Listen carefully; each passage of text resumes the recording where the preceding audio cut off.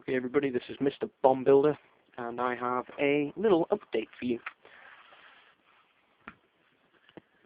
Mark 1, Mark 2.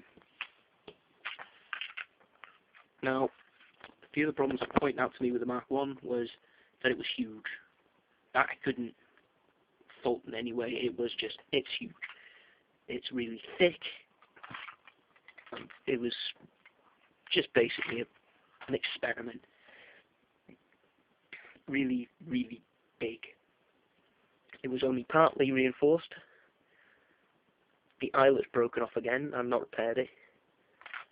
But it was still very sensitive. Also, it couldn't hold very much ammo in the sling. And it was just too large. In general. In every way, shape or form. This, however, is the Mark II. Now, some key difference with it is it's a hell of a lot lighter.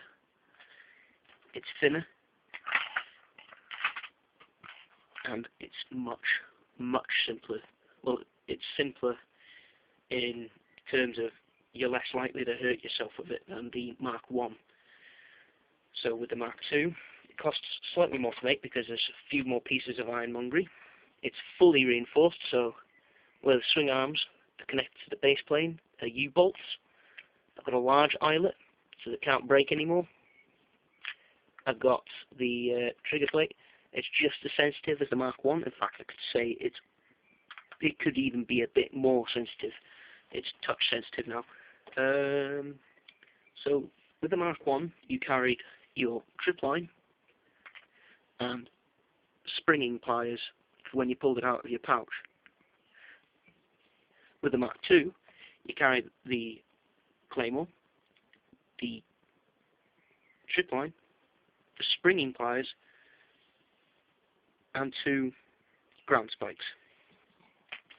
So the main features of this one is it opens more realistically.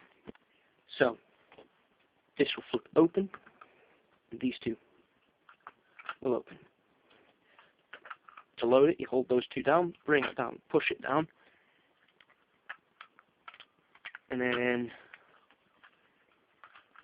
without trapping that underneath it all, you take this pin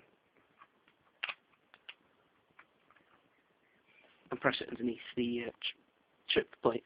The string goes on the hook, through the eyelet, and then out to the trip line. And it's very sensitive. It's extremely thin. All areas, everything is accessible in this as well.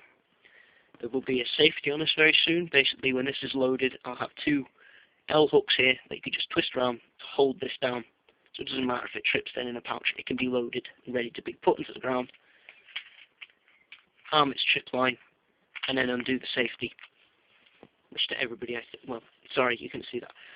You can arm it, give it a little twist with the L hook to give the safety, holding it down like my finger is.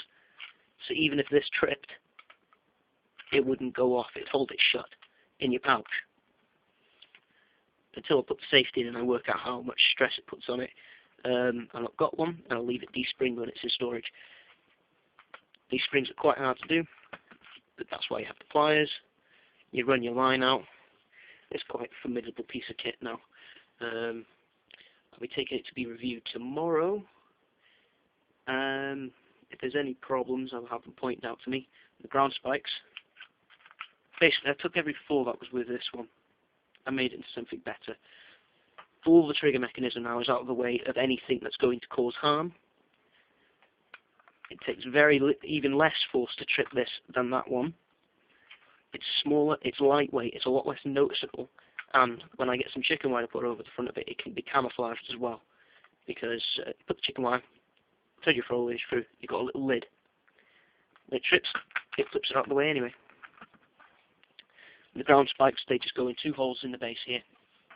You just press them in.